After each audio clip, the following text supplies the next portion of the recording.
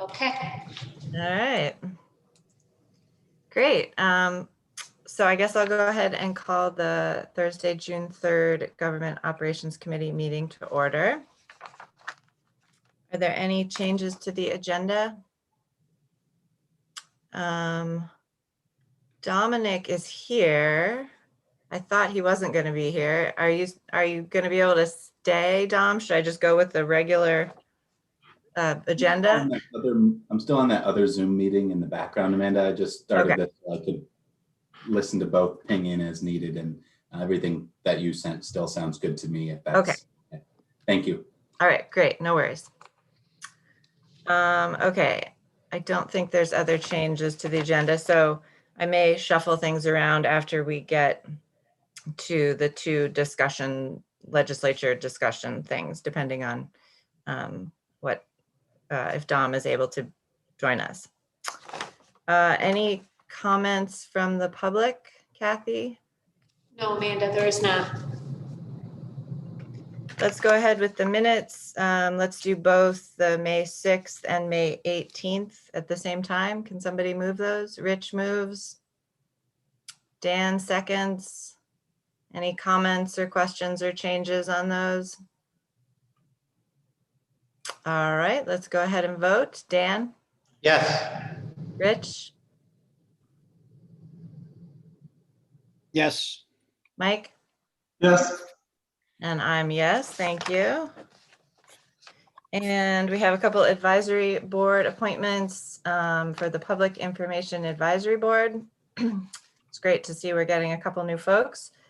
Justin Lee Chandler, term expires December 31st, 2023.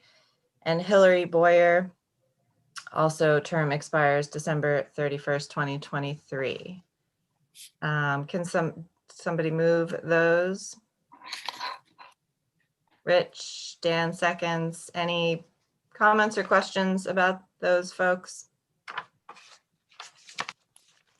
All right, let's vote. Rich? I would add a comment. Thank you for stepping up. I read the applications they put in. We're continually blessed with really good people that want to help us. So yes. Yes, great. Dan? Yes. Mike? Yes. And I'm yes. And yeah, it's good. I think the Public Information Advisory Board has had varying levels of volunteers, so it's great to see some new folks getting involved there. Okay, administration. Lisa Holmes let me know that she is at the airport event, so she's not going to be with us today, but we have our other fully qualified folks to help us through all these resolutions. So let's see, the first one is creation of Community Justice Center positions of Project Director and Data Analysis and approval of program funds, Department of County Administration ID 10152. Can somebody move that, please? Dan moves, Rich seconds, and Amy and Deanna, you guys want to talk to us about this? Sure, I'm gonna let Deanna handle all of this one and she'll be able to talk you through it. Great. Happy good afternoon, everyone. I'm glad to see you all, and you guys are sprite after your very spirited meeting on Tuesday evening. So glad to see your faces. This is the next step in the process as more of an administrative process based upon the approval of the establishment of the CJC. Last month, the legislators took action to appropriate the funding. Now the next step in the process is to create positions based upon the presentation that was shared last month at the Public Safety Committee. I worked with Kathy in the clerk's office to make sure this goes through the legislative process. And so essentially it creates the two positions that were included or discussed in the process previously, but then also operationalizes the funding for the CJC to operate. This means that we would establish the hiring recruitment policy. This would mean the CJC would be have an advisory board. This also means that they would be doing town halls for community engagement in combination with the city and county folks. It also means they'd be responsible for operationalizing the recommendations. And so again, that PowerPoint was shared previously, so I won't belabor the point if you'd like more details, but I'm happy to give you as much gusto regarding this resolution as possible. But I think many of you have heard this information prior. And so if you have questions, I stand for those as well. Great, thank you for being here. What kind of questions do folks have? Rich, or comments? Deanna, thanks. If you could just give us an update on where we stand with getting the city alignment on the job descriptions and their movement through resolutions, if you know. Thanks. Sure. Last night, the city voted for the CJC, and so that was approved. And I sent an email just to the Public Safety Committee. They don't have any additional steps other than for us just to move forward. The county has a more robust community committee structure, and so from there, they've actually already seen the positions, but also knowing that those have also been shared with the Sheriff's Office, IPD, the assigned counsel, District Attorney's Office as well. And so I've asked for additional feedback around that process. So now the next steps would be to ask for, to outline the committee structure for the search committee, which would include joint representation of the city and the county in addition to community members. And so all of that information has been laid out and presented. And again, knowing that yesterday they appropriated funding for the CJC and now they're ready to move ahead. Great, thank you. Thank you. Sure. Other questions or comments? Mike? Yeah, go ahead, Mike. So I'm going to be voting against this again, because again, I feel like this should be being run by the Sheriff's Department.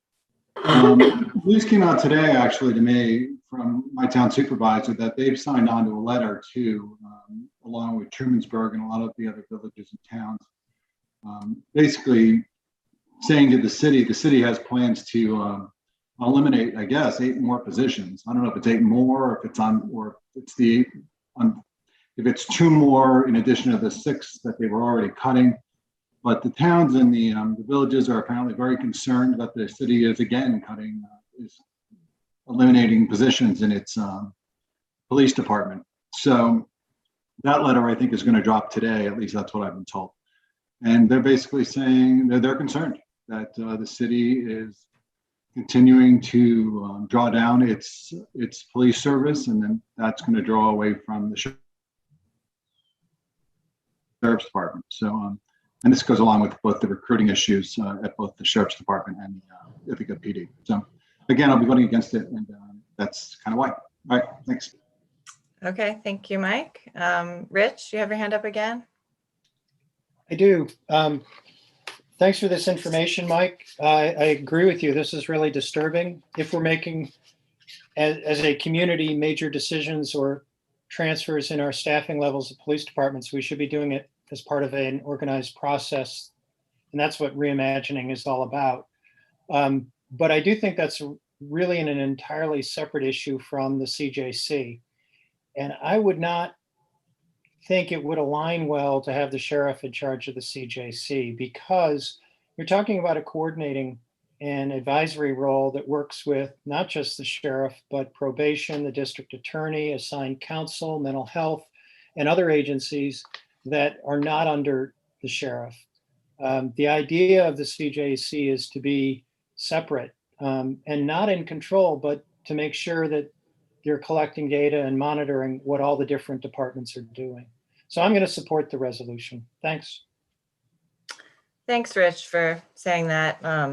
I was thinking something similar. And I guess I would also point out that, and just to clarify that this, what we're voting on is a 2-year, we're committing to 2 years, right? And then it will be reevaluated at that point. So this isn't going to go on forever. If it's not working, if there are problems, we can look at this again in a very short amount of time. So any other questions or comments? All right, let's go ahead and vote. Dan? Yes. Mike? Aye. Rich? Yes.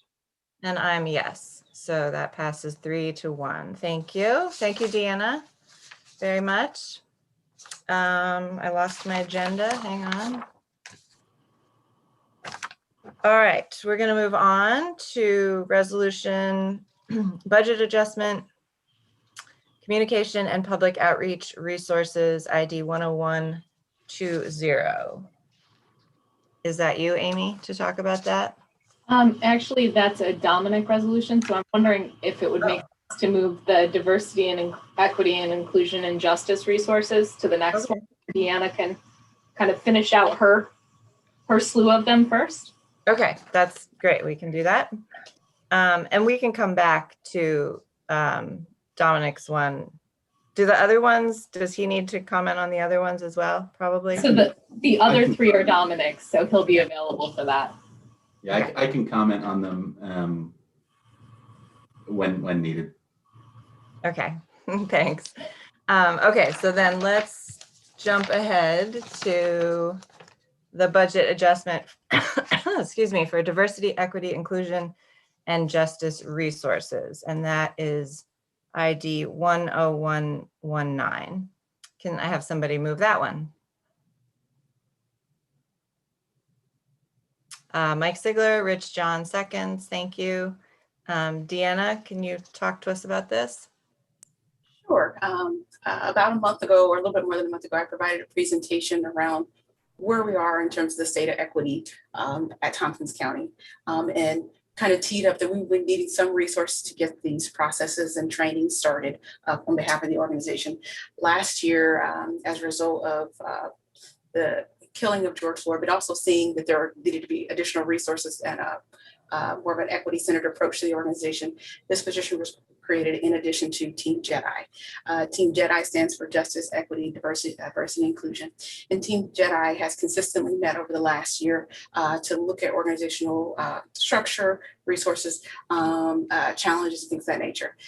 Team Jedi is now comprised of 5 committees. It's the Data and the Data and Analysis Committee has taken some of the climate survey information, and now they're actually looking at doing some work with the District Attorney's Office related to reimagining public safety, specifically the recommendation that is asking for quarterly reporting. And then they're also doing some work with Ruby's office, the Office of Human Resources, in terms of doing research on recruiting from the outside in, and also trying to bolster the work that the recruiting administrator is doing. That's one committee. We also have the Access and Equity Committee. We have many folks in our organization that may or may not have access to computers, things of that nature. So how do we continue to build culture if we don't have resources? And so reaching out to folks in that nature, and then also understanding how people utilize our services. We also have the Communications Committee that will be coming out with some more robust communications around holidays, recognition and appreciation, and kind of like connecting all the different pieces there. We also have the actual Recognition and Appreciation Committee that's working with the Workforce Diversity and Inclusion Committee to establish a series of holidays for the organization.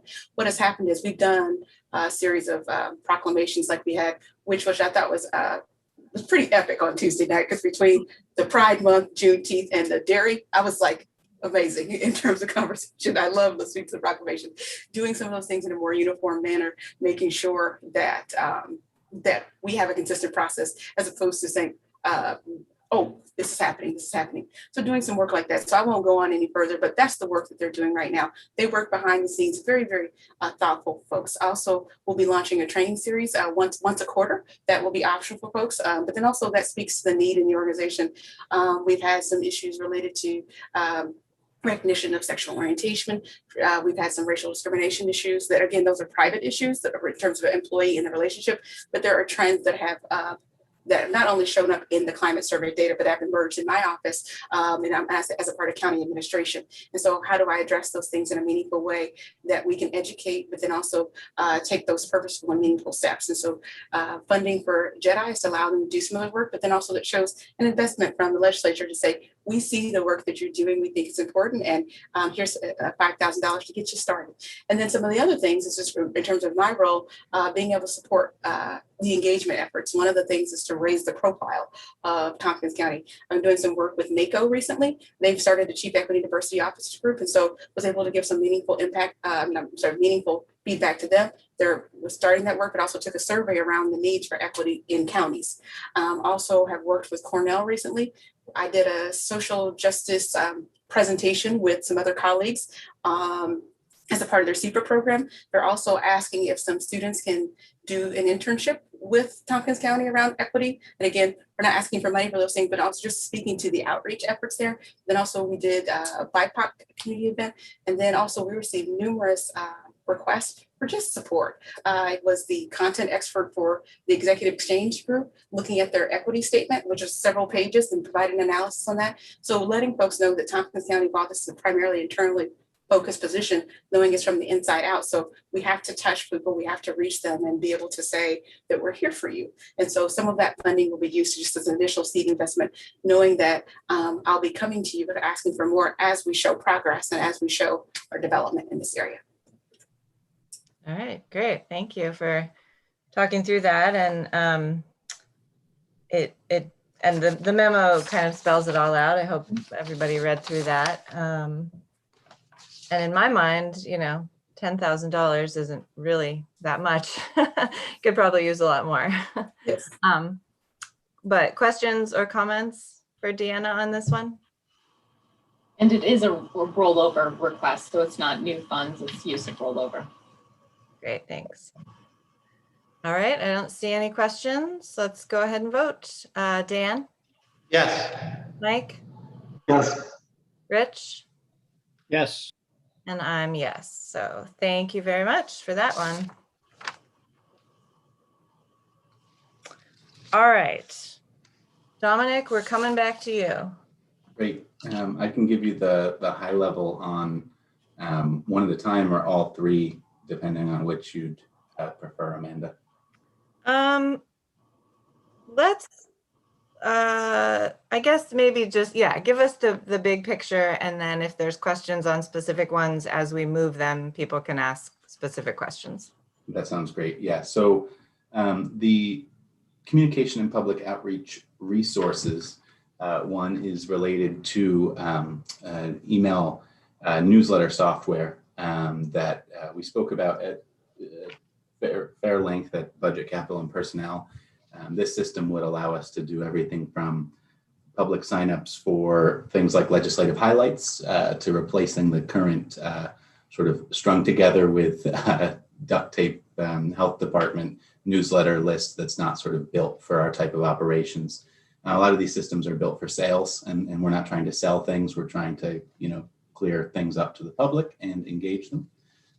This may also be used for people who are interested in employment at the county. Maybe we'll send a newsletter. So my plan is to, you know, integrate this by offering departments to share with me what types of lists they'd like to build, and then I'll assist them in that work. And we can have, you know, tens of thousands of subscribers who can sort of join in, and we have at least that many who've already joined in the health department. So we're going to be starting from a pretty good place of people to opt into other updates from the county.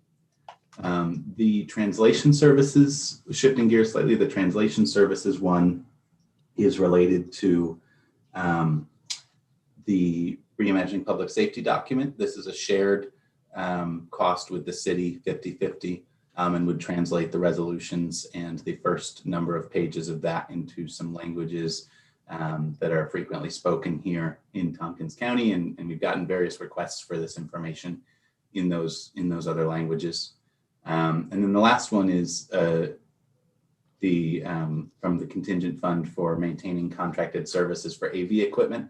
That's in the legislature chambers. The quote came in, they had a staff transition at our contractor, and the quote came in because of the age of our equipment, slightly higher than was budgeted for. I believe the amount is $1,500 or something, but that maintenance allows us to, if something breaks or goes wrong, most of it is actually covered under that contract. So there are cases where we could have a $1,500 piece of equipment covered under that, you know, contract at any given time. So it's valuable to continue that contract.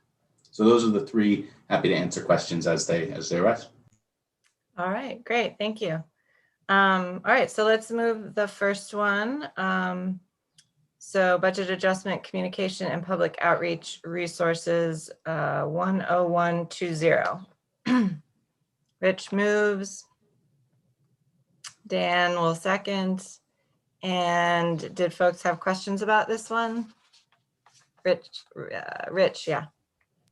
I just have a comment that this software is a critical element of standing up the Community Justice Center and our alignment with the city. So I certainly support this as well as for the other reasons. All right, great. Anything else on this one? All right, let's vote on this one. Dan, Yes. Rich, Yes. Mike, Yes. and I'm yes, so thank you. Then let's go to the budget adjustment, translation services, ID 10118. Can somebody move that? Rich, second. Dan. Any questions on this one? All right, let's vote. Dan, Yes. Rich, Yes. Mike, Yes. and I'm yes, thank you. And then resolution for 2021 appropriation from the contingent fund for the purpose of maintaining contracted services for audio visual equipment, ID 10117. Can somebody move this, please? Rich, Mike seconds. Any questions about this one? All right, let's vote on this. Dan, Yes. Rich, Yes. Mike, Yes. and I'm yes. Great. Thank you, administration folks, for all of those. All right, so we've got two ongoing discussions that we need to jump back into. Maybe we can do redistricting discussion first, and then that'll give Dom a little bit more time. And then we'll go into the returning to chambers discussion. And so I did check in with Kathy this past month about when we met last month, we talked about wanting to get started on getting the commission set up, and that means advertising, putting it out there, getting the public involved, and getting people to apply to become part of this independent commission. Kathy sent me a memo from last time, 10 years ago, that was basically a document spelling out what is needed, what the charter says, what we're looking for. And I'm not sure what folks want to do. So my thought was that I can send this on email to you all. I can share my screen right now and you can take a glance at it. I'm thinking that we could just take this memo, update it, have a couple people look it over and use it as sort of a document to go forward, sort of declaring what we need going forward. And then Dominic had said he's ready and willing to start publicizing and, getting it out there. We should probably talk a little bit about timeline, how long do we want to keep the application period open? We'll need to set up, a small committee to review the applications, all of that kind of stuff. So it's kind of a lot of nebulous information at this point. And it was suggested last month that we have a small, 3-person mini committee to kind of look at this. And I sort of feel like we could do that again. We could do that as they did before, if folks want to do that. So I guess I'm looking for feedback from folks about how you want to go forward. If you feel like the small committee would be able to kind of actually get the work done like we did with the rules, and then come back to this committee to kind of take steps forward. So at this point, any comments are welcome. Rich and then Dan. I think delegating to a small committee makes sense. It's going to need attention, and they can focus on it. And I know there are people that are distinctly interested in this issue and have worked on it before. And I don't want to put Mike Lane on the spot, but I know he has been there. It would be useful to get their expertise. So I'd favor the small delegated committee. Thanks. Okay, Dan? Yeah, same thing, a subcommittee or task force, whatever we're going to call it. And I think you laid out like the big areas that need to get done as far as I can see. I'm sure there's lots of other little things, but yes, it would just be good to have a few people driving this train. And you know, as I keep saying every month, like there's not a whole lot of time left, so we should kick into gear. Yep. All right, I'll put you on the spot, Mike. What do you think? Putting my hand up. I'm more than glad to help any way you'd like me to. I do think this group is to get it started. Is that what you're talking about?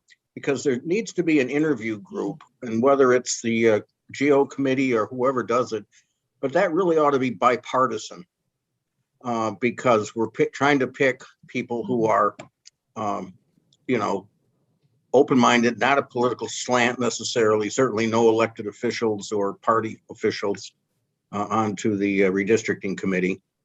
And so if it's a small committee to get the process aimed, I think that's fine. If you want me to be on it, I'm glad to help.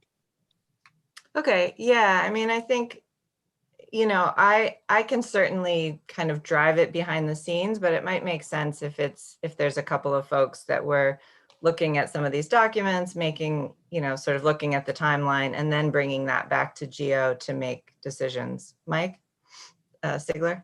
Well, I just had a question. I mean, if Mike's saying that no elected officials should be on it, then wouldn't that exclude himself from that, I guess? We're not talking about, Probably. yeah. So I think we maybe need a small committee, maybe Mike and I and one other person, to kind of look at the process and sort of define the process and like look at the timeline, who's going to be on the interview committee, that sort of thing. And then bring those thoughts back to GO for GO to then make a decision. And then we can't be on the commission, the final commission, like that's not going to be us, but we need to, somebody interview those people. And I didn't make myself clear, Mike, that's what I meant. Yeah. No, I feel I just Bipartisan should be the, or nonpartisan should be the redistricting people who are selected. Right. So just in terms of maybe making some steps and making some decisions, I think it probably does make sense to have just a couple of people working closely on it. So sounds like Mike's willing, I'm willing. Can I get one other person here to participate in a couple of small meetings to focus our attention? I'm willing to do it. I don't have like a great drive. Someone else really wants to do it, I'd be happy to step aside, but I'm willing to do it. I saw Mike Sigler's hand go up. I did see a little twitch there too. I mean, I can certainly help out, I mean, if you want. So. Okay. Well, it might just be, you know, the three of us just talking a little bit, maybe having one or two Zoom meetings, or we could meet in person to kind of really focus on how we want to move this forward. So is that good with the committee? Me and the Mikes will start taking some steps. All right. Plurality of mics. All right, so I do have the document that Kathy sent along with interview questions from last time.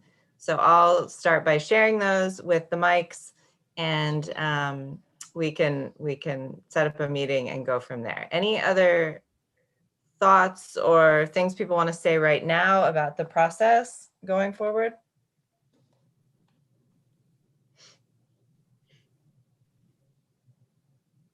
Nope. All right. All right, great. Thank you. So I will send you guys an email shortly. All right, so let's get on to our next discussion about, which we also talked about at length last month about the legislature possibly returning to chambers and hybrid meetings and what that all looks like. Many thanks to Dominic and Amy and Frank and Lisa, and I'm not sure who all met, but they put some time and good thought into what's possible. So Dominic, I'll let you talk to us. Great, thanks. I'm going to share a presentation. Let's see here. Can you see that? I'm going to play it. Yes. Yes. Is that that's not showing full screen, is it? No, but All right. That's okay. Let me do that again. All right, there, now you can see the full screen? Yes. Great. So we met Lauren, Greg, Kathy, clerk staff, and Rich and I met to discuss this following the last few conversations at this committee, and that the legislature has had to put together this sort of proposal of information to talk about how we transition to hybrid meetings, including some longer term thinking and planning too.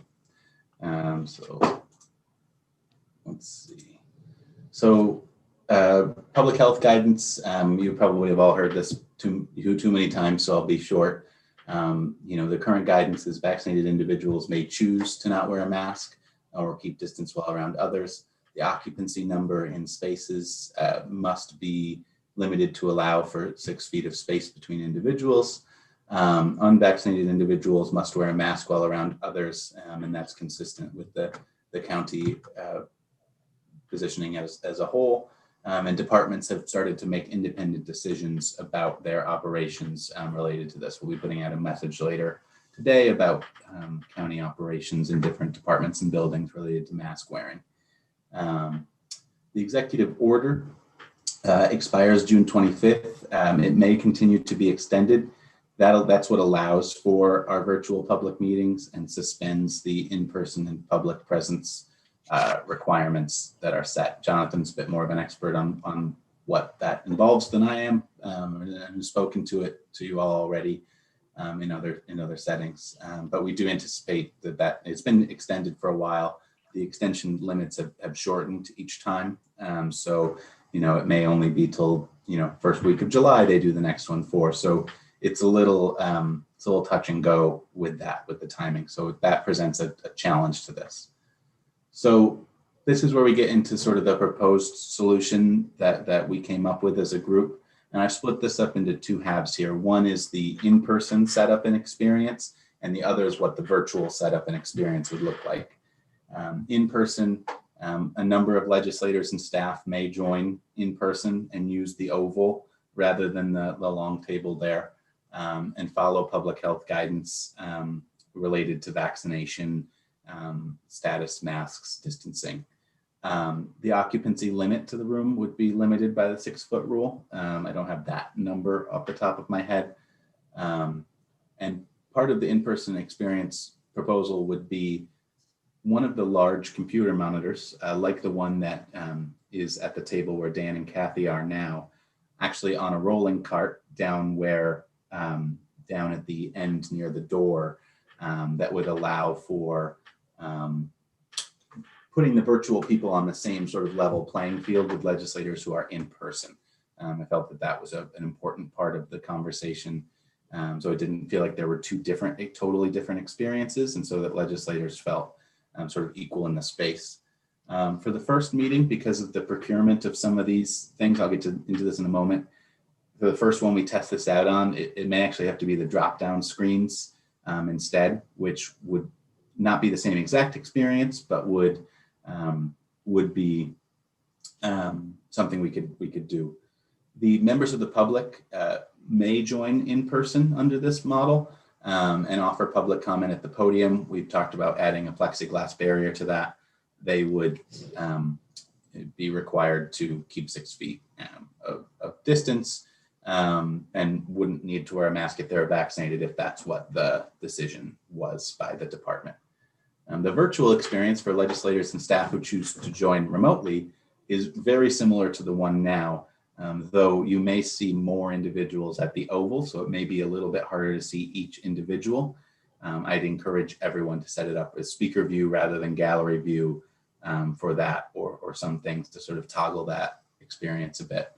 And they would see other Zoom attendees as well. The public can still view the stream on YouTube or the Minute Track software and can continue to sign up for the Zoom public comment as well. Sort of mapped it out a bit here that you can see what we've planned. Part of this solution is designed to keep the same software that we've been using with Zoom and YouTube that the clerk staff is trained on, and the same user interface with that large screen that Kathy is currently sort of doing what she would do in this scenario, or someone from the clerk's office would do. We imagine staff could spread out in the space as well as public and staff, but allowing the sort of Zoom experience that you see here at the other end. This may be speaker view, or it could be the Hollywood squares. We could also set it up to pin legislators, so they're always the first batch of people seen, and then others pop in. That'll depend on what sort of the chair and legislators who are in person, what experience they're looking to have with that. But that can all be adjusted on the fly. Costs and materials, we've laid this out. There's a couple of different options with the screen and stand. We could repurpose an existing one of those large screens. We have some at the Department of Emergency Response. The EOC is no longer meeting there every day, so those are used less frequently. I would imagine we have various spread throughout other places that could be temporarily repurposed, or we could purchase a new one. These do prove to be quite useful for the departments that get them, and that would run between $10,000 and $13,000. But the real definitive piece of this would be the purchase of the stand, which, whether we repurpose one or purchase a new one, would be about $1,500. Then we would continue using the Zoom and YouTube accounts that already exist, and it wouldn't require additional training under this model. And this could, it wouldn't require additional training with the drop-down screens, but it would require more conversation with Jim Blizzard on some of that technology in there. Timeline, this presentation today, potential procurement of the stands, and then offering the new hybrid options for folks at the July 6th meeting. Obviously, that executive order is not extended that long, but anticipating that occurs, I think we could do the drop-down screen version of this. We'd need to look at some webcam camera setup, but we could do the drop-down version of this for the 15th legislature meeting. But I'd leave some of that perspective up to Greg and Lauren as well, as I know that's more in their wheelhouse.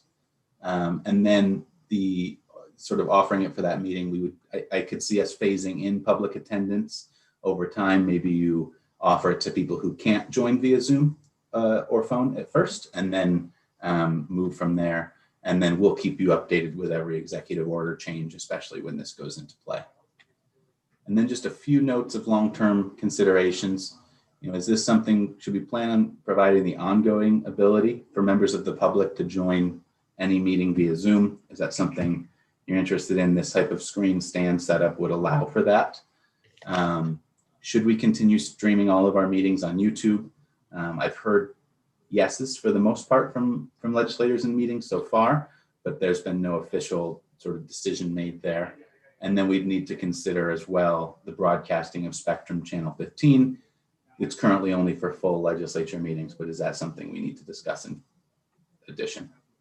And then the last piece is sort of succession and sustainability planning for Jim's planned retirement from that contract position. Jim does incredible work. It's very meaningful, and it allows what we do to go off without issue almost every time. So, but there's a lot of work that's placed into that space and requires a significant technical expertise and ability, especially as we want to sort of scale this up now that the public has watched things differently. So you can see here what we're thinking about is what it might look like to have a full-time media production assistant that would work with me and would manage this, and things like Zoom for departments and other areas of sort of concern or areas where it's pulling from staff because the pandemic sort of unearthed some things that people needed that we didn't have all the staff available for. So that is the end of the presentation. I'll stop the share, and I'm happy to answer any questions that folks have. I know Greg, Lauren, Kathy, if there's anything you all wanted to add from our conversation or planning beyond that. Great, thank you, Dominic. That's a lot to take in. Did any other staff folks want to add anything to that before questions or comments?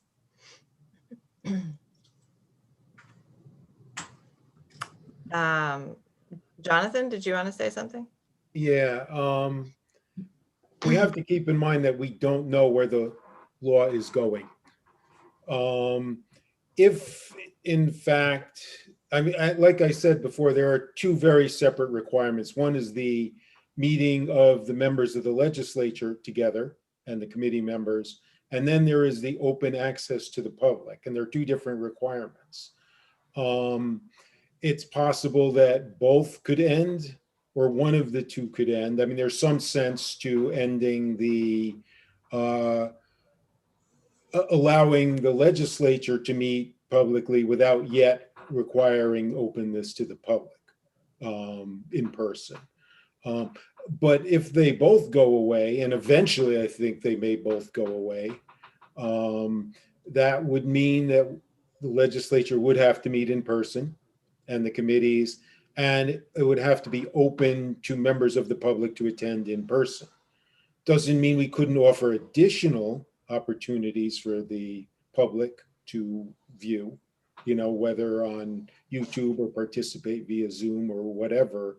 But under the law, if those, you know, if the executive orders go away, we'd still have to accommodate the public, and the legislators would still have to meet in person. Okay, thank you. That's good information. Let's see. Let's go Rich and then Mike Lane. I did want to thank staff for all their work on this. It seems like a fairly straightforward presentation, but having sat through the meeting, I know the amount of thinking that had to go in to get there.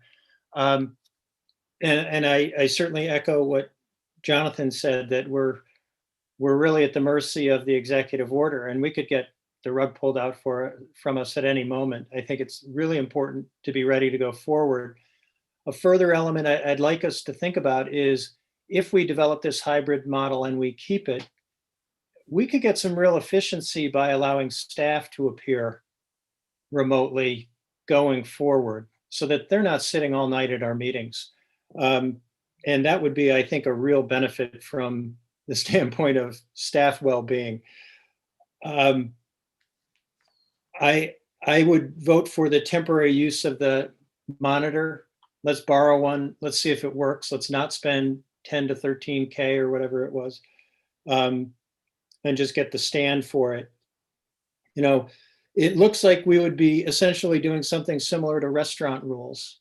I would add, or for us to at least think about, is whether we want to have legislators, when they're not talking, wear masks, you know, while they're just sitting. And also for legislators who are not vaccinated, we don't have to get into the why of it, but I think we probably want to have the same rule that's fallen into place at restaurants and stores, that if you're not vaccinated, wear a mask. Help protect everybody. Thanks. Great, thanks for those thoughts. Rich, Mike Lane.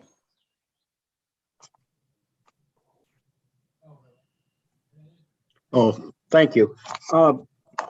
Yeah, my thanks to the committee. I can see a lot of thought went into this. And Rich, I'm glad you helped serve on the committee as a legislator. That's good. I didn't understand exactly why we just can't use the drop-down screens instead of the another monitor. Good about that. And then I had one other comment. Yeah, I can give a quick answer to that. I was thinking through, and to be honest, I was more pushing for this in the conversation as well, to try and make sure that it was an experience where everyone felt on on a similar playing field in there rather than the big screen that everyone would be constantly looking away from one another and away from the oval that's already sort of designed for that purpose. So it was trying to build off the design existing within the space and thinking ahead for if you wanted to keep something longer term. The drop down certainly wouldn't work for something where you also needed to do a presentation longer term or something like that. In the same way, it might make it slightly more difficult to see each other while you're presenting. The presentations will be an issue either way, but that's a part of where the drop down, my hesitation on the drop down came from in that conversation. When we designed that room with the 2 drop-down screens, the idea was to not have to make people keep craning around or the chair having to turn around in order to see a screen at the end of the room. That was one of the proposals. So the thought there was that people could actually participate better if they could see the presentations on the screen in front of them on each side. So we're glad to think more about that one. The other thing the spacing might change too. We might not have to have 6 feet between everybody at some point. Will some of the staff, like the county administrator and the director of finance, for example, is there still room for them in the meeting at the table, for example? Or do they have to zoom in? I think we sort of went about this with the plan that there would be space for them. I think you probably want to consider a scenario where it's one at a time. At the larger table, at least at first, to test it out. But I don't see a reason why you wouldn't be able to have them there. The other thing is, well, I think they would also have the opportunity for Zoom continued as well, based on what they feel comfortable with. But I think some of those questions are up to you and how many legislators end up using the space. Thank you. And I think your timeline makes sense. Great, thank you. I've got Henry, then Mike Sigler. Yes, thank you for the presentation. Jonathan, do you know whether or not there's any legislative initiatives going on in Albany to change the laws? I'm not currently. I mean, the law has been sort of archaic for a long time, and there have been efforts over time because, the law is many years old before there weren't even any, long before Zoom, but they were even before there was any way of having remote meetings. And the way the open meetings law stands now without the executive order is if any legislator participates from a remote location, that location has to be open to the physical presence of any member of the public, making it a completely useless option. And I know people have wanted to change that for many years, but it hasn't changed. And, the law, like a lot of New York State law, is pretty archaic. I'm not sure of any particular thing currently pending, but over the years, people have tried to change that and haven't been successful, but it should certainly have changed years ago, and any effort to change it to bring it into modern reality where there's video streaming and conferencing and all, not to mention Zoom and Teams and everything else, it's just an archaic law, and I'm not aware of any imminent change to it. And I think, given the executive orders, that's probably actually prevented any real change to it, or hasn't encouraged it. But yeah, it should change. Okay, and my next question is Dominic. Do you have any sense, you've been tracking the numbers of people who've actually watched county or committee meetings? Yes, I check that at least weekly to see what folks are doing. And it is in many cases in the dozens, which is honestly surprising. I mean, I'm here, I think it's good content, but it is more than I would have anticipated at the beginning. And I think in terms of YouTube offers a lot more of a user-friendly experience in a lot of ways for people. I will add that we have nearly 500 subscribers to the YouTube channel. That's, people who are seeing our stuff in their feed quite regularly and tuning in. I don't think it's yet translated to more public engagement with public comment and things, but I think because we haven't made that push to encourage it. I do see an opportunity to engage users who are watching it with, better video descriptions, links to agendas. There's ways to maybe engage people even deeper. So it is more surprising on the numbers that have watched. Do we know whether other counties before the pandemic add their committee meetings? I don't know. I haven't done a lot of research on other counties. I've explained our systems to other counties a few times, so they could sort of model after what we've done on YouTube, but I'm not familiar personally. Okay, thank you. Mm-hmm. I'm fairly sure that the number of people who watch these GO committee meetings is probably in the hundreds, right? So that's the one meeting that tons of people are watching. So Mike Sigler. Hi, Dominic. I was just wondering, is the 6 feet rule, is that where the CDC is, or is that where the state is? I'll ask, I see Frank and Liz on here. I'll have them chime in if they're interested on the 6 feet rule and what that would look like between vaccinated individuals or otherwise. Frank? Yeah, the 6 feet rule is actually both, but it's related to vaccinated and unvaccinated. So if it's all vaccinated people, you don't have to deal with it. So if you're vaccinated, the 6 foot rule doesn't apply or does apply? If you're vaccinated, the 6 foot rule doesn't apply if you have a process for separating vaccinated and unvaccinated people. So you'd have a vaccinated section and an unvaccinated section, kind of like they're doing at the ballparks. So my question is, if the state said we're retracting this executive order, you can no longer have remote meetings, we would all have to be there in person, right? Like that's basically it. So how would we do that and also maintain the 6 foot distance? I mean, I guess we would have to have those two sections of vaccinated people on one side of chambers and unvaccinated on the other. I mean, I guess I just don't understand what the option would be if we don't have this executive order.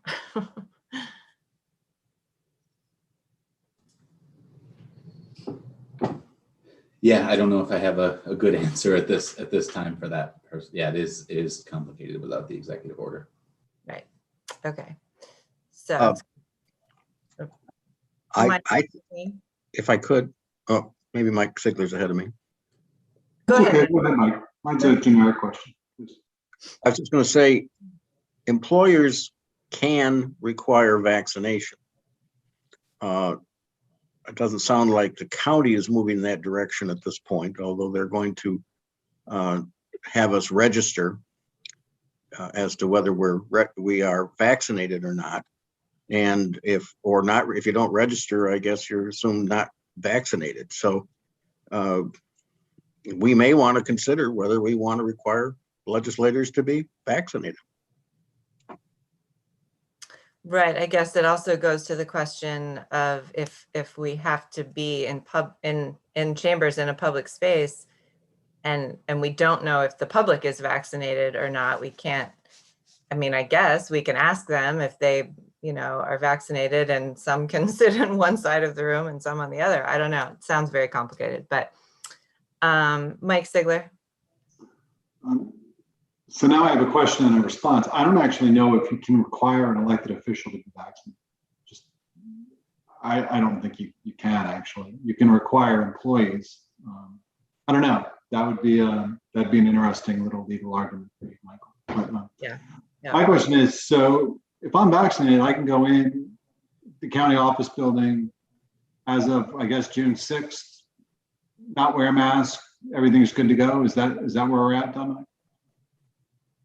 Right. We're asking, starting then, unvaccinated individuals to wear a mask. The new signage is up in several county buildings as of this time, even. All right, I thought June 6th was the magic date or whatever. So that's, okay. Okay, Dan. I'm just absorbing this idea of, the legislators would have to be 6 feet apart if they're not vaccinated. But I'm wondering if it would be worth having a discussion among the legislators to see if they would all be open to revealing their vaccination status, because that would simplify this process a lot if we knew among ourselves whether we were or not. I know there was an informal email discussion about a month ago about this, and there were some people that were not liking that idea. I just wonder if it would be worth having that conversation again. If we could get all 14 members to say, yes, I'm willing to reveal my vaccination status, I think that would, I think that would help this logistics quite a bit. Okay. Then we can all sit in our old seats, and that would just be taken care of. Right. Okay. We can certainly have that conversation again. Rich? I was going to second that. I think that we probably do need to have that discussion, as awkward as it might be, but we can at least directly ask the question. And if we could get an answer, I don't see this as actual medical information. It's not getting into why somebody might not have gotten the vaccine. Just have you had it, so we could determine status. But yes, awkward conversation, I'm in favor. Frank? Yeah, sorry, I just wanted to jump back to Mike Sigler's last question. So the county process, there are some entities that are exempt from the mask wearing, from not having mask wearing, medical facilities, corrections facilities, mass transit and such. Both public health and mental health buildings are going to be maintaining masking under that healthcare facility. We're looking at what that looks like specifically for both buildings. And also any entity, business, organization can have mask wearing requirements based on their own needs. And there will be other departments, I believe, that are going to have mask wearing requirements as well, that continue based off of whatever's happening in their facility and their particular needs. So I just didn't want anyone to think that you'll be able to just walk into any county building. It will vary likely by department. Great, thank you for clarifying that. And yeah, I think maybe having the conversation with legislators and now we have something to sort of back it up and say, as we discuss, returning to chambers, it really will change the logistics and make it much easier if people are willing to say if they're vaccinated. If they're not willing to say, then that will affect things. So I guess maybe that will change the conversation. So I'm happy to start that conversation with my colleagues. Jonathan? Yeah, another way to do it on county employees have gotten a thing from Amy, which we could submit on a form whether we've been vaccinated or not. Right. I don't know if that's gone to legislators. Yeah. But what it has. Yeah, I got it. So perhaps if because the big issue I think in terms of legislature meetings is how many. It's not really who, but in terms of planning, how many. And maybe if legislators could be encouraged or told to get their response back to Amy by a certain date, then Amy can basically say, we have 11 who have submitted and the other 3 we'd have to presume were not. And that might be able to avoid the conversation, which could be awkward. Yeah, we can pull that information and give you kind of the raw numbers of what you're looking at. Okay, that makes sense. I can certainly send a message encouraging legislators to send that back. I guess I'm still thinking that if the executive order doesn't get extended, and there's those 3 unvaccinated people or people who don't want to say what they are, we still have to work out the logistics in the room. So that I guess we still need to know that information. Mike Sigler? This isn't too far off topic, but it's a little off topic, but I have Frank in the room, so I wanted to ask him. So, unvaccinated people, I mean, we're getting down to a percentage now, like 40%, maybe 30% will be unvaccinated. I guess what's the, if we're vaccinated, what's the concern really? I mean, that seems like a self-evident question, but I don't really think it is. If somebody walks in, if they weren't vaccinated for measles, we wouldn't consider them a major threat, and yet measles is a deadly disease as well. So I guess I'm wondering what the giant concern is there. Not just from us. I'm talking like as a national policy, actually. This is your chance to shine. Thanks, Mike. I tried hiding by turning my camera off. But, so it's a good question. I think it's being asked a lot more frequently now. There's a couple of issues. First, this isn't measles because we haven't reached herd immunity, and that's really the goal when we're talking about vaccination status.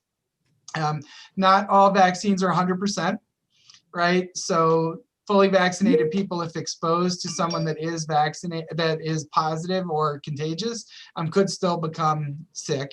So that's part of the challenge.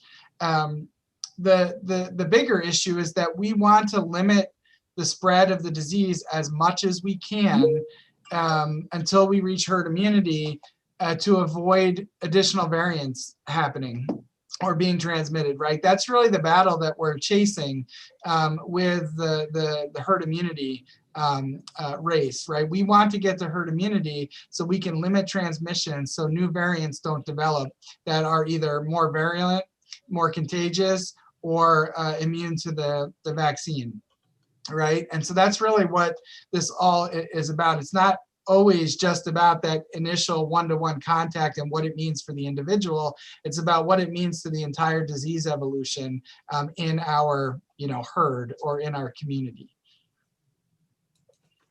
Cool, thanks. Great, thank you, Frank. So, all right, so this is all great conversation. I guess back to the sort of process, Dominic and committee members, do we need to sort of give the go-ahead to say, yes, we want to start setting up this, hybrid model with the screen at the end and that sort of thing? Is that something that the committee can do, or do we need the full legislature to approve that? I'm just a little unsure how to go forward. Rich? If it would be useful, I would make a motion to adopt the plan and to recommend it being put into effect so that we could be using the hybrid model at the first meeting of the legislature in July. Okay. And I would say we also want to adopt the hybrid model for committee meetings. So I'd so move. All right, Leslie seconds, and welcome, Leslie. Sorry to hear you had a sick kid. We just Dominic gave a presentation about, the possibilities of the hybrid model and what that would look like, and including purchasing at some point a screen for the end of the oval, but definitely a stand, and kind of working out the details of using the drop-down screens versus that. So, but there would be a little bit of money we would need to put towards this right now. So Rich made a motion, Leslie seconded. Are there other questions or comments about what we need to go forward? Is that a sufficient motion, Kathy, to you got down what he said? Yes, I think so. Okay. All right, then let's go ahead and vote on that. Dan? Yes. Rich? Amanda, Yes. Greg Potter had his hand Oh, up. sorry, Greg, I didn't see you. Just one point of clarification. Dominic's presentation included the procurement of a new monitor and video camera and microphones. Are we moving forward with reusing or repurposing an existing one or buying a new unit? Good question. I think, Rich, go ahead, you can answer. For purposes of the motion I made, I would say let's scrounge them. Let's make sure our hybrid model works. If we can borrow a TV and a stand, ideal. But if we have to get a stand, because there isn't one available, we authorize buying the stand. But I think we don't know how long we're going to do this, and we don't know how well it'll work. So let's not spend a lot of money. That's my reason. Yeah, Rich, that is the case. We do not have a stand. We'd have to procure a stand to make this work. Okay. So yes, the motion includes buying a stand. Okay, everyone clear on that then? All right, we'll start the vote over. Dan, Yes. Leslie, Yes. Rich, Yes. Mike, Yes. and I'm a yes. So let's go ahead and get that started. Dominic had some other really good questions about the long-term planning. And probably we don't have time to get into that more today, but those are things that we need to be thinking about, and something for all legislators to be thinking about. What is our bigger goal? Do we want, particularly I think the succession planning for Jim, does anyone know, is he retiring at the beginning of next year, end of next year? How much time do we have? Is there a sense from anyone? No, we don't have that exact sense at this time, but I think planning into 2022 is a fair guess with all information on hand to date. Yeah, and this has actually been, Jason has mentioned this, we've talked about this for a couple of years about, thinking of the bigger picture with the AV and all of that stuff. So maybe I can touch base with you, Dominic and Kathy, and we can have another conversation and think about, having a bigger conversation about the long-term planning. Absolutely. Okay. And there's a lot of equipment in there that is, has been significant investments in the past. I just want to make sure we use that to its full capability moving forward. Yeah, definitely. Okay. All right. Anything else on this that folks want to talk about, or are there any other action items that staff you need from us? Just a quick question. I'll plan to send this presentation to the entire legislature following this meeting. Is that okay with you, Amanda, or would you like me to pass it along to you to share? Nope, you can go right ahead. That's great. Thank you. And if folks have questions, I can try to answer questions, and we can go from there. All right, cool. Thank you all for your time working on this. I know it's a complex puzzle, and you guys have been doing some good thinking about it, so thank you. All right. We're going to move on to our reports. I just wanted to throw a couple of things out there. I feel like in the past month, every time I have a conversation with somebody, they're adding something to the goals for Government Operations Committee in the next year. There's a lot going on. So two things that are on my mind that I want to sort of continue thinking about, and at some point have some conversations with this committee about. One is, what would it look like to develop a legislator code of conduct? What does that even mean? How would that differ from the rules of the legislature that we just revised? Do other county legislatures have such a thing? I think that it's not something I've really ever thought about before this year, but I think it might be a good investment of time to try to think through that. There's this nebulous space for legislators. We're employees of Tompkins County, but we're elected officials, and we kind of have to navigate that line of, how do we treat each other as coworkers? How do we treat staff as employees? All that kind of stuff. So that's something that's been on my mind that I'm going to kind of keep digging into. And at some point want to have a conversation here. The other thing is that I have been participating in and I always struggle to get this right, the environmentally preferred procurement team, which is through recycling and materials management. And this has come out of our policy that we passed last year about county operations not purchasing plastic, single-use plastics and plastic water bottles and all those sort of things. That sort of led to the bigger conversation of, well, what are we procuring in all departments?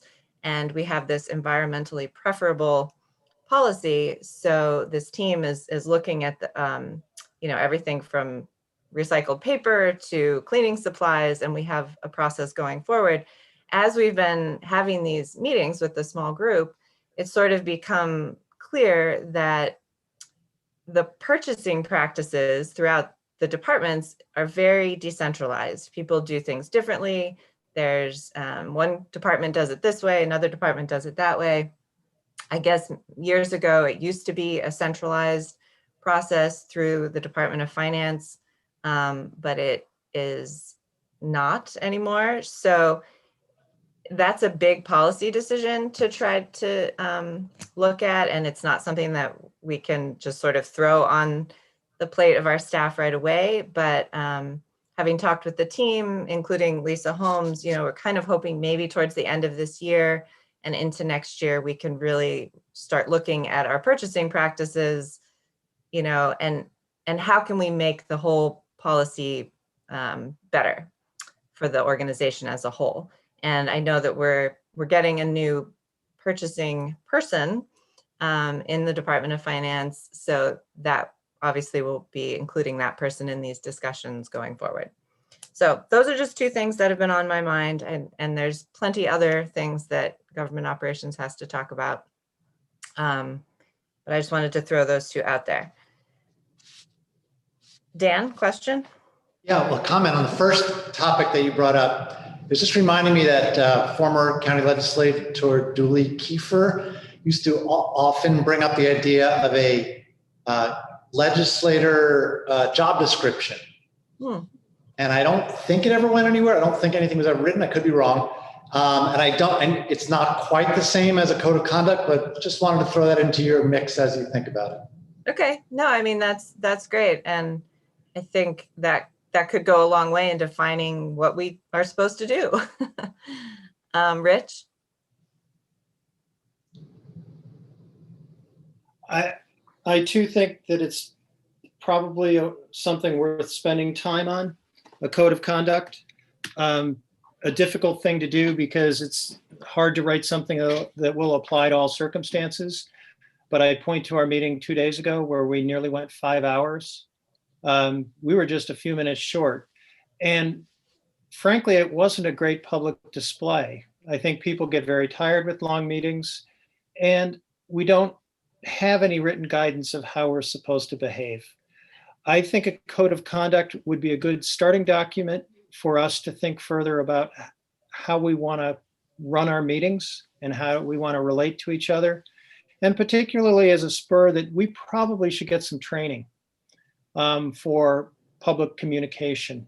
I think we could do a much better job if we did that, and trying to articulate the goal through a code of conduct would be a way to at least try to get there. And I would be willing to serve on a subcommittee that hacked around on that. Thanks. Great, thanks, Rich. I think you said the other magic word, which is training.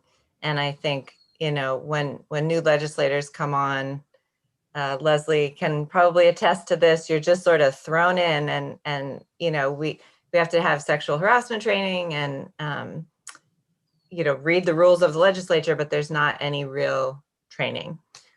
So that would definitely be an important part of this. Leslie?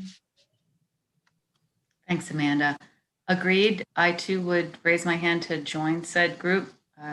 Sometimes fresh eyes see a lot. I've seen plenty. I'm happy to share some insight and do research. And I think something about Code of conduct, I like it. I like Dan's idea from Julie of a job description, because again, as a newcomer, you really do not know what is expected. And it is ever so helpful to have that in mind as you plan your life and to make sure that you can be an effective representative. Also, I think process. So somewhere in there, code of conduct, how we treat one another, how we act, but something a little bit more about our process that's fairly ill-defined, I think would be helpful. Yeah, great. Yeah, so this is something, sounds like folks are interested in. You know, we're going to have a number of new legislators starting at the beginning of next year, and a number of old legislators who probably could use some training. So maybe Rich and Leslie and I and anyone else who's interested could start working on some more thoughts about what this would mean. Cool. Thank you all. I noticed that Mike Sigler didn't have anything to say about the code of conduct, but he's so perfect anyway, he wouldn't even need it. You know, yeah, I mean, if you want me to write it, I'll Yeah. just do that. Actually, we could just turn it over to you. That's right. Okay. I don't know. Amanda, if I could make one further comment. Yeah, Rich. A few years ago, I think Mike Lane actually did this. He asked the clerks to count minutes at a few representative meetings, and it was really eye-opening on who was speaking and who wasn't. And, you know, I've used the phrase that we're a 14-person decision engine with the idea that you get a variety of views, and hopefully you make good decisions, but more importantly, you avoid really bad ones by getting the representative views. It's not a good system if some people are speaking all the time. And it also doesn't work when people don't contribute. You know, that you want everybody to chip in a bit. And I think it wouldn't be a bad thing, certainly for us to do generally, but for instructing a subcommittee to get some representative samples of minutes, not to shame anybody, but just to see what the dynamics are in the current current term. Thanks. Yeah, definitely. Thanks. All right, let's move along. County Administrator Amy is here. Do you have anything you want to tell us about? I think you guys covered a lot of it. We did offer the directives last week to all of our departments, talking about vaccines and mask wearing, asking all employees respond with their vaccine status. They can choose to share their status, not share their status, and if they are vaccinated, upload information to prove that vaccination. That's all being held within Human Resources, and we are expecting our employees to act in a manner that is consistent with their vaccination status. So we've put that out. Dominic mentioned, we will be doing a press release today to talk about public masking in our facilities. And I think Frank hit on the fact that it's going to look different depending on the department, and the expectations are going to be different based on the work and what those departments are. All of the county departments are going to create a new operations plan. I don't know what it's called this time. I mean, we had groups, we had coops. This is now a 3-month plan looking at more of the return to work, still acknowledging just what you guys went through, thinking about spaces and 6-foot distancing and vaccinated and unvaccinated individuals, and how do we get through that. So we're asking them to do that. Starting next week, we'll roll out kind of the document, have them respond to that, and work with each department, answering all of those questions. And of course, the members of the EOC will be working through that. That's kind of a lot of the pieces that we're moving through right now. And then of course, budget is starting. So there's some work and action around that as well. So little things here and there. Great. Thank you, Amy. And the EOC you're not up there in person anymore, right? No, we are not. We are all back in our own office spaces, although still communicating regularly throughout the day and in constant contact as things shift and change. Great. Mike, did I miss you from before? From before, can you just hit me at the end, and I'll just say it at the end, and that way we can get through the reports. Okay. All right. All right, thank you, Amy. Any questions for Amy? All right, let's go to County Attorney Jonathan Wood, who's gonna talk to us a little bit about Mega, I hope. Sure. So let me start by saying what I'm really not going to report on, and that is the agreement with Gravity. So as you know, every year I've been doing an update on what happens with Gravity, which is goes through the numbers, how much we've paid them, how much electricity they've generated, what percentage of the county electric that is, and how much it's cost us or how much we've made. Fortunately, we've made money. It hasn't cost us so far. I've done that each August, and we've basically divided the year essentially from July through June. Didn't happen this, it's happened every year, but didn't happen this past year because it was right in the middle of COVID. So what I'm going to do in this August, I'll do 2 years. I'll do what would be July 19 through 20 and June and July 20 through 21 through the end of June 21. I'll do them together in August when we have all those numbers together, rather than kind of do what would be like a year and a half now, because the year just kind of ended at a bad place. But I'll be happy to do that. One issue with Gravity, which has arisen, is the president, Ted Rose, who those of you who went to the ceremony we had out there, he was the main speaker, etc. He's no longer with Gravity. He was always my friend and my closest connection there, though I know everybody else there. He started the company along with another guy, and had been the president up until fairly recently.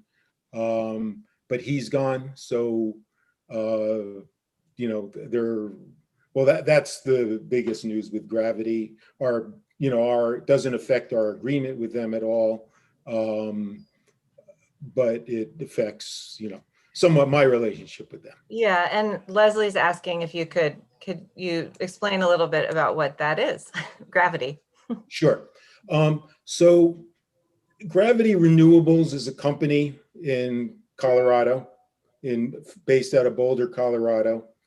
And what they do is they create small hydro facilities, almost all of which are reconstituting or remakes of old hydro facilities. And Mega, the Municipal Electric and Gas Alliance, for which I also work, did a request for proposals some years ago. And I'll talk about this a little, when they had what was called remote net metering, which is a system which allows companies and municipalities to purchase renewable energy and pay for that renewable energy and then get a credit, which hopefully will be equal to or exceed the cost. And it is designed to encourage the development of mostly hydro and solar. So Mega had an agreement with them whereby we make that those facilities that they may want to develop available to Mega participants. The county is a Mega participant. We reached an agreement with Gravity to purchase and develop a facility, which is up in Waterloo. That facility has been running now, it's over 100 years old, but it was producing very little electricity, or I wouldn't say very little, but by rebuilding it, it's now producing much more electricity. And in the past 3-4 years, it's been approximately 75 to 80% of the county electricity has been purchased through them. And fortunately, the remote net metering rate we've gotten has been equal to or exceeded what we've paid. So over the first 3-4 years, we've actually made a little money on this deal and gotten all our electricity from a renewable resource. One thing I was going to get into a little later, but I might as well get into now, is so Mega had done this procurement, both with them for, they were the successful hydro, and a company named Solar City was the successful proposer for solar. That's since been acquired by Tesla. But in any event, we started off doing really, really well with those things, particularly with the hydro projects. And that business has about died. And the reason that and this is getting more to the Mega report, is that that business has died for Mega because essentially the Public Service Commission has approved different, what they call tariffs, but basically rates. So when we contracted with Gravity, we got a rate of our return, our remote net metering return, which was really good. So it would probably meet or exceed our cost. And we have that rate for 20 years with them because we're grandfathered in. Since then, the rates have changed, what they call the tariff, the Public Service Commission calls the tariff. And now the rates are not so good. So it's no longer economic to do those projects. So they're not being done, which is really unfortunate. I mean, on the one hand, it's very fortunate that, Mega was the first one to kind of jump in there and take advantage of it before they changed the rates. And Tompkins County really benefits from jumping in early and getting an agreement before the tariffs changed. But at this point, that business is essentially over for now, unless the laws change, or unless the Public Service Commission is willing to approve rates that are more favorable to people doing this or to entities doing this, but that does not seem to be happening. So that's one aspect of Mega's business, which, is, while very, very successful, what we did is not going to continue or grow because of the change of rates. The main part, or the traditional part of Mega's business, has just been to consolidate buying of municipalities and bid. And it started out with 2 municipalities, and for a long time it was booming, had over 250, close to 300. At this point, that business continues fairly strongly, but it's kind of plateaued in the sense that, and we knew that would happen eventually. There are only so many counties. There are only so many municipalities up in upstate New York. Some come, some go. There's fierce competition in the industry. We knew that eventually that would kind of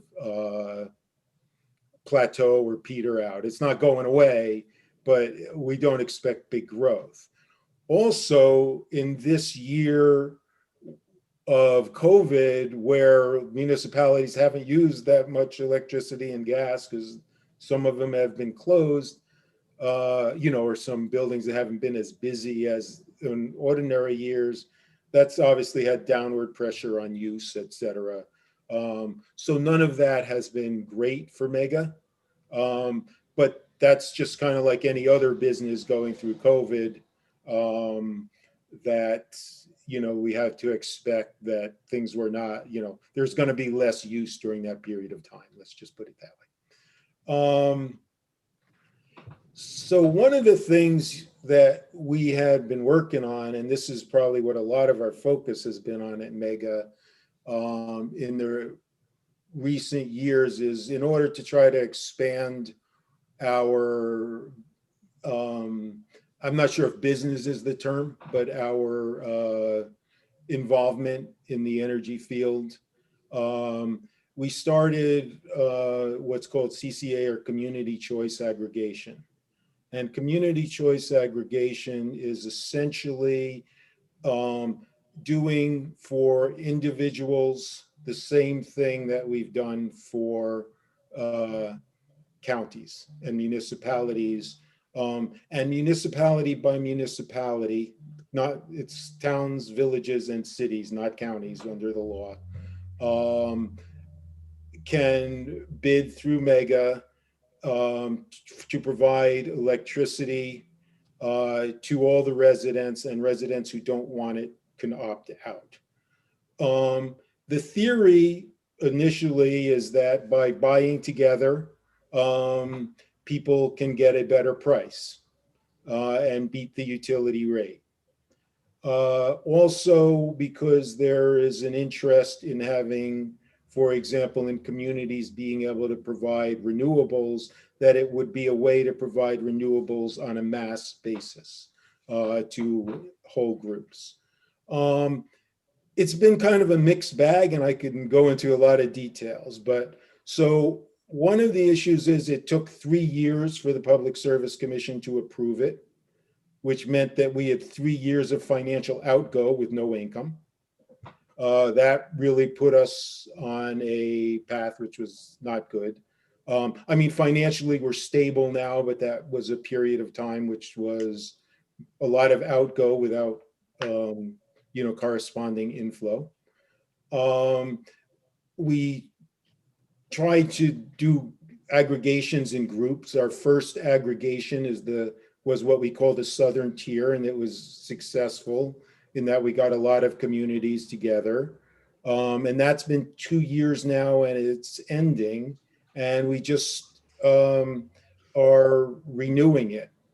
And unfortunately, while most of the municipalities renewed, some did not. And the major reason why some did not is kind of disturbing. Many municipalities want renewables, and they want 100% renewables. Under the Public Service Commission rules, the only renewables that are permissible under CCAs would be New York RECs. We'd offered the municipalities out-of-state RECs, which they were happy with, but the Public Service Commission says that RECs are renewable energy credits, which if people don't know, I could explain that later. But the Public Service Commission says we can only offer New York State RECs. This creates a problem for us for 2 reasons. One, there are none. What happened in New York State is by plan, NYSERDA bought up all the RECs, all the New York State RECs, with the idea of auctioning them off. Don't ask me whose idea this was. At the time we had to rebid, they'd yet to auction them off. So they owned all the RECs and nobody could buy them. Brilliant. Also, so they're coming around to the time where they will be auctioning them off. But the prices are going to be incredibly high relative to out-of-state RECs, and no municipalities are going to be interested in it. Out-of-state RECs you can get for about $2.50. The New York State RECs are going to be at least $10 and probably more like 14 or 15. The municipalities are not going to be interested in buying them. It's a long and complicated thing. We filed a petition with the Public Service Commission asking them to let us use out-of-state RECs, as there were no New York State RECs available at the time. But of course, we're waiting to hear. And by the time we do hear, there will be New York State RECs available. They will just be at a prohibitively high price. The second thing that we have going, which is a much bigger thing, is that we have most of the Capital District, including all the major municipalities in the Capital District, signed up to do CCA with us as well. Again, we have the same problem. We are trying to arrange for a first offering with them. However, they are almost entirely interested in renewables, as we are interested in, that's what we are interested in providing to them. But because of the restrictions at the moment, we are unable to. We have several applications into the Public Service Commission, which are sitting there. And we also are working on some other things which are kind of confidential at the moment. But it is our hope that we will be able to offer all the municipalities in the Capital District who are interested in proceeding. There was about a year where nobody was doing anything because of COVID, but everybody's really interested in proceeding if we can get the approval to provide renewables at a price that municipalities are willing to pay. It's actually not the municipalities which pay, it's the people, but the municipalities aren't going to agree to it unless there's renewables at a reasonable price. So we're working really hard on those things. And, you know, it's a very regulated industry, and dealing with the regulation, the regulatory authority, and trying to get things done that municipalities want and doing it on a timely basis is really challenging, but that's what we're doing. So, you know, that's what most of our time has really been involved with recently. And, you know, I mean, if we can do this, it will be a big coup, but it will be, you know, because, you know, we're talking about providing renewable energy to hundreds of thousands of people. But I got to tell you, it ain't easy. So that's the report. Doesn't sound easy. It sounds rather complex. Thank you for spelling it out for us. Do folks have questions or comments or thoughts at the moment? My question, Jonathan, you said we are working on these things. Who else works on this with you? I guess I'm thinking about you're going to be retiring in 6 months, and it is very complex. So who knows the ins and outs like you do? Well, that sort of thing. I mean, so, you know, my job with Mega is sort of independent of the job with the county. They started together, but they've gone, you know, very much in different directions. We have a consultant who's called Energy Next. Energy Next started out with two guys who were actually, we hired as over 25 years ago to be our county consultants, Gordon Boyd and Gene Salerni. In the last couple of years, they're both retired now, but they were, I'm not sure whether you'd say bought out or combined with a Chicago firm, which is much larger, called Satori. But Satori still owns Energy Next as a, you know, a corporation which is owned by them. So, you know, they are professionals in the field. We work with them. There's still a president. There's been a lot of changeover at Mega for a lot of different reasons, as well as at Energy Next. You know, you all know Stu Stein passed away, who was a starter. Barbara Blanchard and several others have moved on to other things. So, you know, it is a, you know, we have a board and everything, but in terms of people who are actually doing the work and, you know, the day-to-day and have the knowledge, it's Energy Next, our president, me, and that's it pretty much. Okay. Well, it's a lot to take in, and we don't hear about it that much. So thank you for giving us some updates and thoughts about it. Sure thing. All right. All right. We should move along here, running out of time. Director of Finance, Rick Snyder. Hi. Hi. I'll be real quick. We're wrapping up the audit. This is the last week of real field audit work. They are out of our offices and out of our hair for the time being, which means we're still communicating back and forth with the auditors by email. We're still struggling to try to get the state AUD, which is the state financial report, submitted. And that's gone on a little bit longer than what we had hoped, but the audit's going relatively well. We're expecting to bring the financial statements in its finished, polished form to the legislature. That second meeting in July, the second legislative meeting in July, will be the more elaborate presentation of the complete audit. I've already shared some of the fund balance figures with you yesterday, and putting the county in a bit more positive reference point than what we had been considering over the last 15 months or so. So it's not all doom and gloom with the extra money that we have received from various state and federal sources in the past year, and with more money that is still scheduled to come. There are some good days ahead, and I think that you'll be very well pleased with the financial statements when we finally get around to presenting them to you. The only thing I wanted to talk to you about today was the travel policy, and how I had briefly mentioned this to Amanda, and I had more in-depth conversation with Lisa Holmes, is that we were going to postpone that for a month or two. That we have a lot of irons in the fire right now.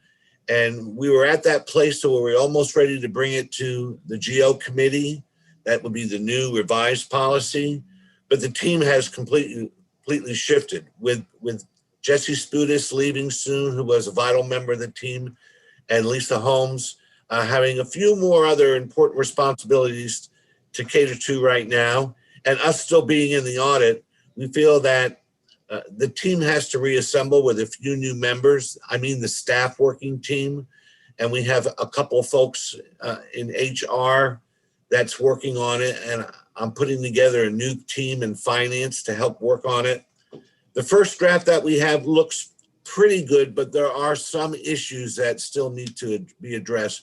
So we'd like to bump that down the road. And I want to, of course, to alert you to that. I've spoken, like I said before, with Amanda, begging for a little bit more time, hopefully 30 to 60 days out. And that's on the policy. That's totally fine. And as was mentioned earlier today, yes, we still are in the process of hiring a purchasing manager, and that person would be more than able and willing to sit in on a lot of those environmental committee concerns that was alluded to earlier today. And I'm excited about the new payroll specialist that starts here on our staff on the 14th of this month. It's just a little over a week away. And I want to encourage you to meet Terry Apolovich, who is the new consortium finance manager. Terry has been on board now for 6 weeks or so, and she hit the board running. She hit the ground running for the consortium board.